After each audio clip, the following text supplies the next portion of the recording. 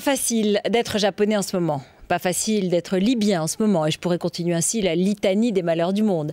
Il est bien plus facile et agréable de vivre en Europe aujourd'hui, évidemment. Ça devient juste un peu moins confortable. Le rêve européen, lui aussi, subit des crash tests en série et il ne s'en sort pas très bien. L'Europe dont on rêve, justement, grâce à sa stabilité politique, pourrait être ce continent refuge ouvert aux misères du monde. Mais hélas, la crise économique, les différentes échéances politiques la mettent sous pression et plus personne n'y retrouve son latin. Doit-on accepter les migrants? Ou plutôt, peut-on, alors qu'on fait la leçon au reste du monde, les rejeter à la mer?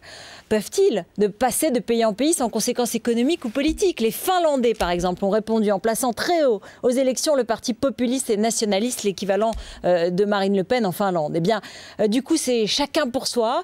Et l'Italie et la France, par exemple, ne se parlent plus que par communiqué depuis quelques jours.